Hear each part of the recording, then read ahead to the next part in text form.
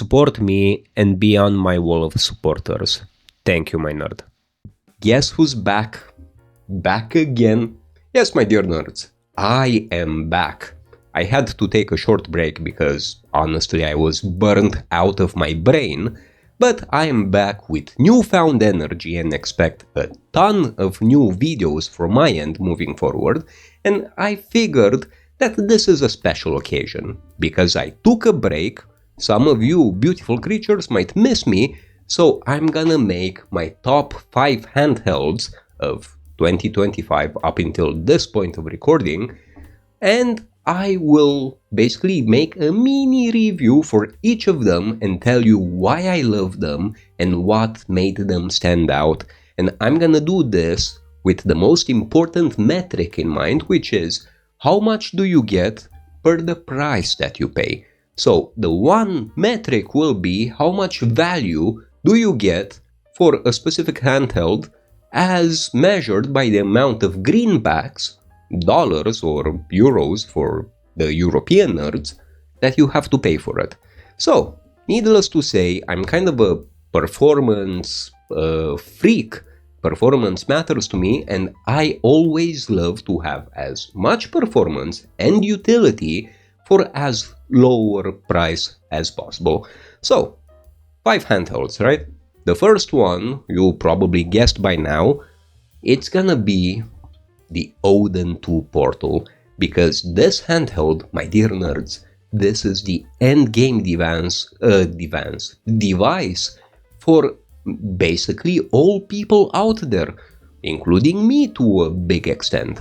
And I'm not even kidding, this is an endgame device. This is not me trying to hook you in for watch time or any other stupid thing like that YouTubers do. You can do anything on this. Anything that you can emulate on Android, you can emulate on this, including the console that we're not allowed to speak about, and many other things. I assume I don't have to mention that PS2 works like a freaking charm at max settings here.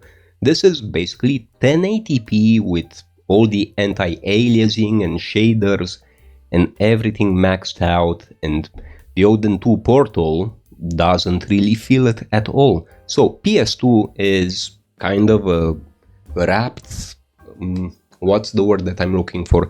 Kind of a concluded chapter, because you can play anything on PS2 on this. Same goes for Nintendo Switch. Everything that I tried or I wanted to play works at pretty much maximum settings with no frame drops.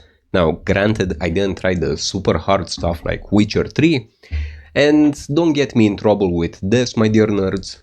Only emulate the games that you legally own, that you have actual backups of. I'm not afraid of Nintendo. Don't get me in trouble, okay? But the point of the matter is that it's a freaking powerhouse. With the Portal, I literally cannot think. I'm serious about this. I cannot think of something that you can't emulate. In fact, I'm gonna do the one thing that I promised to myself I would never do, and I'm gonna show you how it can emulate Windows games as well. For this, I fired up GameHub and I gave GameSir my Steam credentials, the things I do for you beautiful people, and I'm gonna run Tomb Raider, the one from 2013, at high settings, and you're gonna see that it stays locked at 60 FPS. Keep in mind, this is locally ran, so we're not talking about streaming or anything like that. We're simply talking about locally emulated Windows games on this beast of a handheld. And I'm gonna have to move forward from the Portal in just a second, but I want to show you this. I'm basically maxing it out, but look, we have a locked 60 FPS. We're at quality high settings, and it works like a freaking charm. You know, you have to appreciate brute power that this device has. Now, granted, the Odin 2 Portal isn't nearly considered cheap. the baseline is at around $330 if memory serves me right. And, you know, you can do a lot of things with it, but you will have to pony up quite a bit of money for it. But the end result is freaking amazing. Now, I have to say, this is not how I would personally play Tomb Raider. This is actually quite a horrible way to play Tomb Raider, in my opinion. What you should do is actually stream Tomb Raider, because in this way you get to preserve your battery life and you get to actually enjoy the games that you want to play from Windows with seemingly unlimited battery life.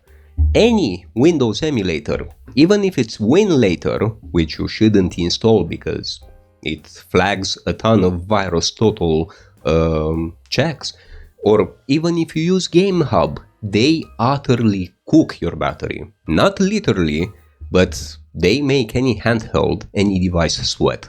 It's just very, very performance intensive. When you stream, however, you don't have this.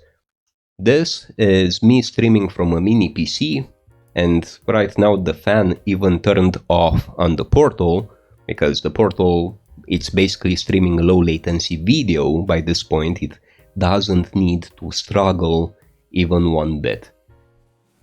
And because it's so performant, it decodes at almost non-existent latency. You can actually enjoy the games as if you were running them locally on this thing. But you might ask yourself, my dear nerds, since the Portal and many of the handhelds that I'm gonna show you cost a pretty penny, you know, I don't want you to end up spending a ton of money on this. I don't want you to end up in the poorhouse or your wife to scold you for buying yet another handheld.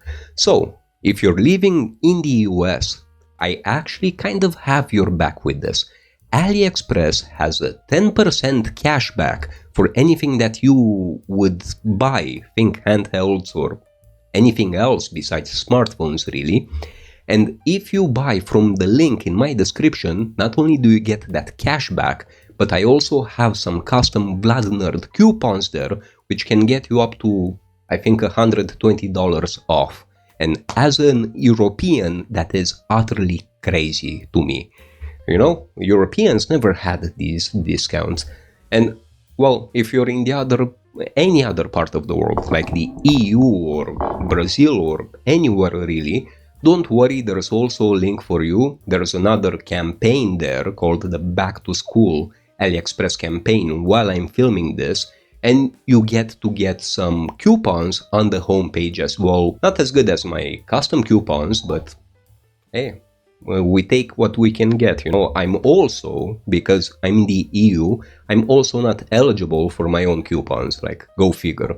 So yeah, for the US people, you get cashback plus aggressive coupons. For the rest of the nerds around the world, you get pretty good coupons, but no cashback. So yeah, links in the video description, check them out. Now, let's go on to the second handheld, which I think is the best bang for the buck. Well, you might disagree with me on this. It's the little brother of the Portal, the Retroid Pocket 5. And I assume you know this one very well because, quite frankly, it's famous by this point. The Retroid Pocket 5 is for all intents and purposes a mini Portal, my dear nerds. Now, it's more of a performance potato. Not that it's bad, but it's not nearly as good as the Portal, but it does the job done. You know, we need to remember that on Android, we can't emulate that much. We can go up to, I hate saying this, it's gonna get me in trouble, up to Nintendo Switch, and that's kind of it. Don't install WinLater. If you really want, go for GameHub, but say goodbye to your privacy if you do that, so there's no winning there. And if you avoid x86 emulation altogether, then the Retroid Pocket 5 with its Snapdragon 865 all of a sudden becomes a good bang for the buck. You can get the Retroid Pocket 5 for around $200 something plus shipping, so basically 2/3 of the price of its bigger brother here, the Portal. And I would argue that even though you pay way less, you get to emulate more or less the same stuff. And you get to enhance the internal resolution of these games quite nicely. For example, on PlayStation 2, I play my Legacy of Kain games, which I totally own, by the way. I play them at 2x, and they're a dream to play. So, the Retroid Pocket 5, not only does it look like it gives PS Vita vibes, let's be honest here, but not only does it look pretty nice, but it's very functional, especially for the price bracket where Retroid put it. Now, I'm not gonna go and show all the games again, because it plays basically everything in the PS2 catalog and quite a bit of that Nintendo console, quite good, and everything beneath. So yeah, the Retroid Pocket 5 is a good one to have. It can be an endgame handheld for a lot of people, but keep in mind that the SoC on this was released in December 2019, we're in 2025, so a lot of years, you know. So whatever comes in terms of emulation on Android, this is at its peak right now. More than this, I don't know how much the Retroid Pocket 5 can handle. Don't hope for future PlayStation 3 emulation, that seems to be in the horizon. But for what we can emulate now, this is an exceptional handheld for the price. Number 3 though is not really a it's not an expensive handheld at all. In fact, it's a budget handheld. Remember, the point of this video is not to market you expensive handhelds, my dear nerds. It's to make you aware of what gives you the most handheld, the most play for the amount of money that you would invest. Because if we call them investments, it's easier to justify. Number 3 on my list is my personal favorite, the Anbernic RG40XXH H. Now, this handheld, my dear nerds, doesn't emulate much like these other two, like the Retroid Pocket 5 or the Portal. It doesn't emulate anything that we can consider more recent, so don't hope on PlayStation 2, don't hope on GameCube. Heck, you can hope on some Dreamcast. That's kind of the tip of what this can do. But you can get it for around $50 more or less on AliExpress, especially when AliExpress has campaigns and coupons like it does now. Now is the time to get good prices for stuff like this. So for around $50 to $60, you can play GBA, you can play PlayStation 1, basically all the anchors, all the places where your childhood has nostalgia anchors. And I think that's the point of retro handhelds to begin with.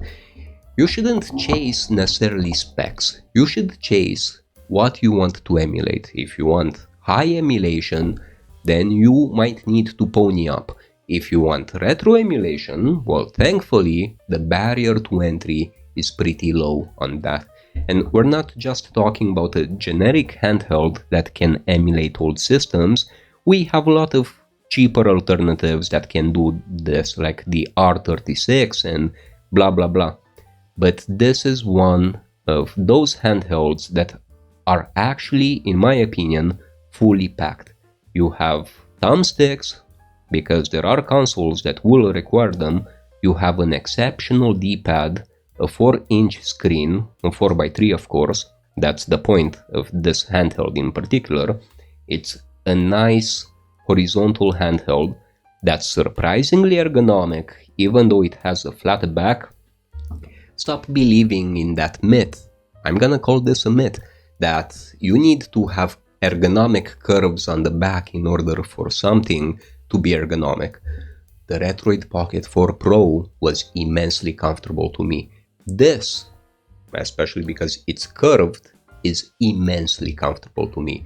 More comfortable than I would say, many handhelds that have ergonomic bumps to them. This one, my dear nerds, not only does it have a nice screen, and I would say it's very comfortable in the hands, but it has a ton of custom firmware options. You can install Miyoo OS on it. You can install Nully on it.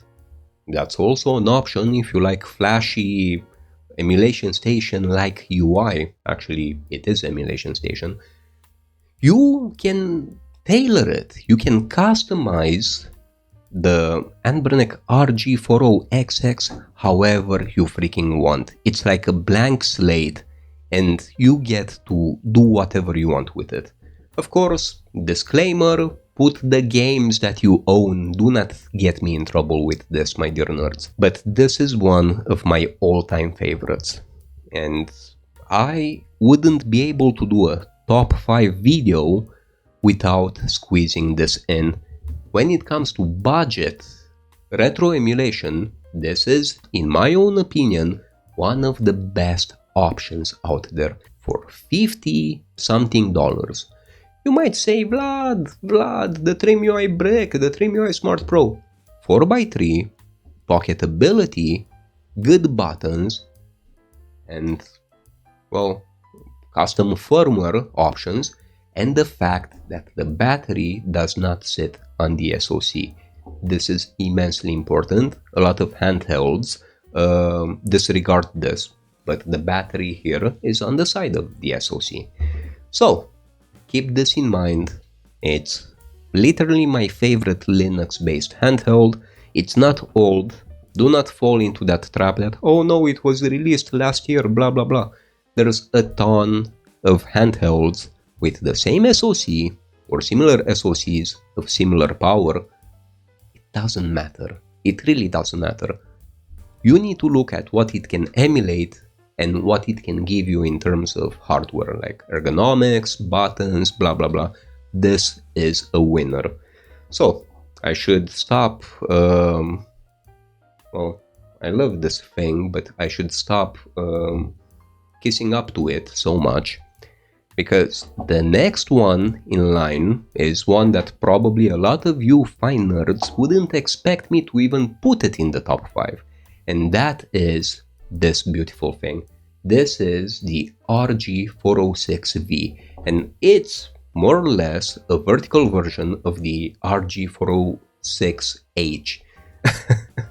I didn't think I would have liked it at first, my dear nerds. When I first saw it released, had a lot of handheld red flags for me. First of all, it's fat, it's big, it's chunky, it has unapologetically huge bezels, double bezel. I made the case in many of my previous videos that I hate this double bezel style with a plastic bezel and then a screen bezel, and yet I am willing to forget everything for this specific handheld. You might ask me why, and that's because being vertical and having sticks, this ends up being kind of a what's that term in English? Jack of all trades. Yeah, jack of all trades, meaning that old games, NES, GBA, whatever, feel natural on it. It feels amazing to play retro games that you would think would belong on a Linux budget handheld. On this, they absolutely shine. And of course, it's also because of the 4-inch screen, but it also has enough power to play PlayStation 2, for example. I can play my entire Legacy of Kain series of games on this because of that. And you can play even more intensive PS2 games like Need for Speed Underground, if you own it, of course. Well, this one you can play at 1.25x, but it's still a nice experience, and bundled in this vertical little big bad boy actually, you also have all the other retro games that would fit in a vertical form factor. To me, this kind of convergence, this kind of, how should I put this? This kind of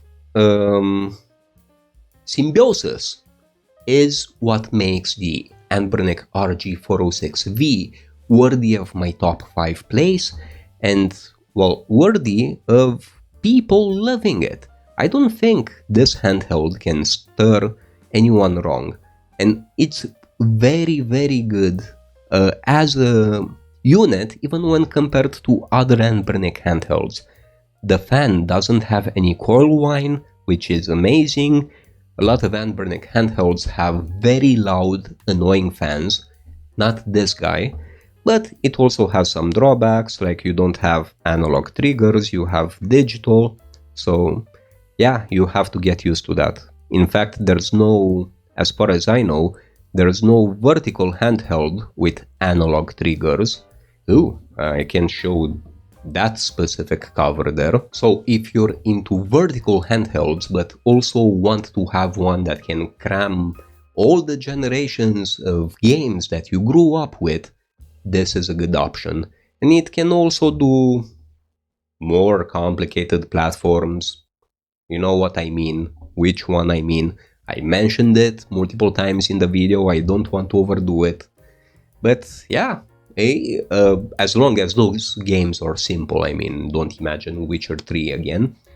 But it's good for what it is, and it's surprisingly cheap. Like, again, I'm not marketing anything to you, but with coupons and everything, I saw this going for around $110 nowadays, which is, you know, like for the value that you get for that sum is off the charts. It's actually one of the best in this top 5 collection in terms of how much oomph do you get for how much would you pay for. And now the last one is my sweetheart. It's the one that started my deep dive, my neurotic rabbit hole journey into retro handhelds, the Mio Mini Plus. Not the Mio Mini, the Mio Mini Plus. You might ask yourself, or you might ask me, Vlad, why didn't you just put the Mio Mini in the last place in your top 5 handhelds? Well, that's because Mio pissed me off, that's why, and I'm not doing any favors to companies that are disingenuous. There was a time when Mio said they're not gonna make the Mio Mini anymore, and a lot of content creators, including me, we basically cried out that an amazing handheld like the Mio Mini will stop existing. Lo and behold, the Mio Mini is still on sale on Mio's official store, so you can still get it, but yeah, a bit of deception there. I'm not a fan of that personally. So, the Mio Mini Plus gets to take the number 5 in my top 5 handhelds that are worth your money. Simply because, and I actually would have picked this one over the Mio Mini irregardless, because it has a 3.5-inch screen. Let me just mute Blood Omen 1, which I own, by the way. You can just enjoy games better on this big screen. 3.5 inch, you might not think there's a big difference between 3.5 inches and 2.8 inches, but I want to believe there is, and I feel that when I play handhelds. I also have 2 Mio Minis, but I always turn to the Mio Mini Plus, simply because it's just way more comfortable for our aging eyes. I look at the analytics, you're no spring chicken either, so stop pretending you can do well with super small screens. You need 3.5 inches and up. I'm not lying to you, don't don't lie to yourself.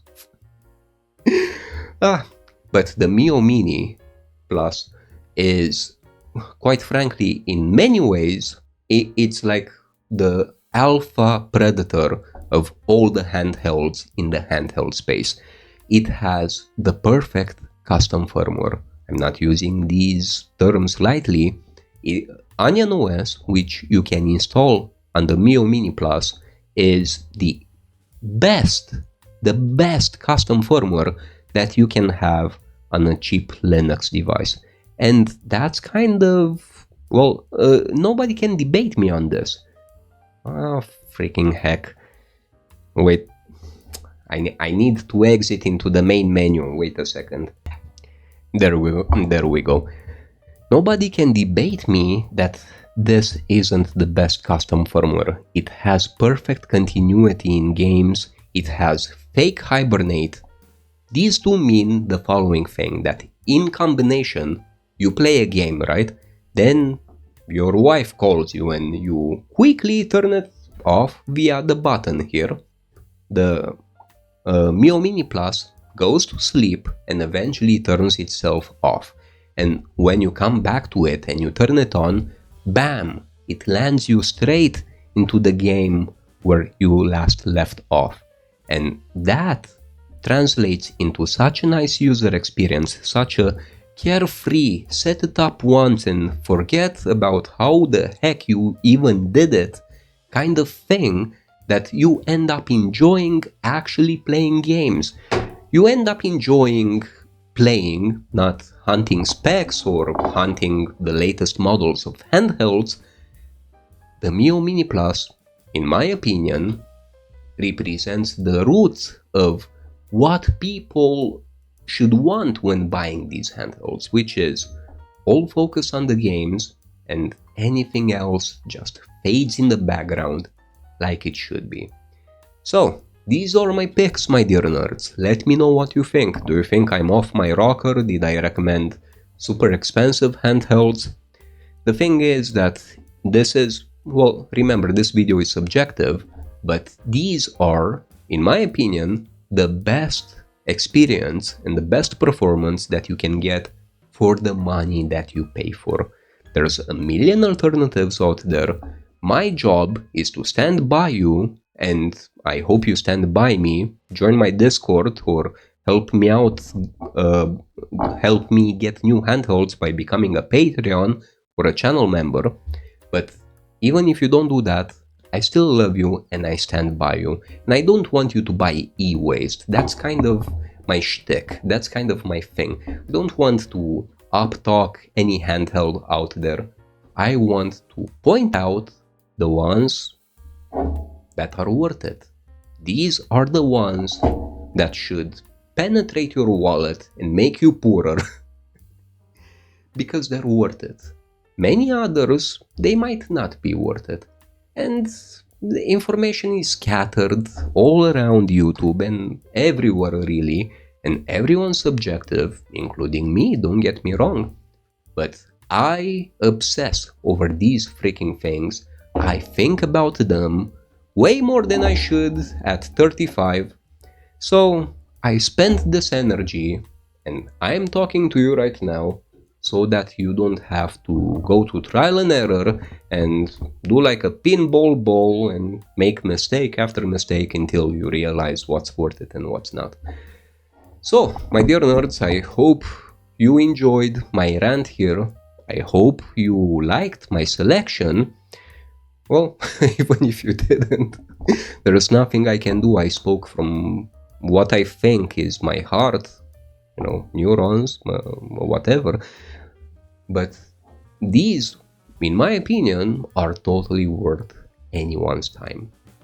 So yeah, tell me what you think, leave your comments below, like this video, it helps me out very much, subscribe if you haven't, and we'll see each other in the next video. I want to make way more videos. Again, sorry for the almost 20 days of absence. I don't know what was with me, like I was a bit burned out and I needed a break. But I'm here now, and you'll never get rid. You'll never get rid. Come on, Vlad, composure. You'll never get rid of me. See you in the next video, my dear nerds.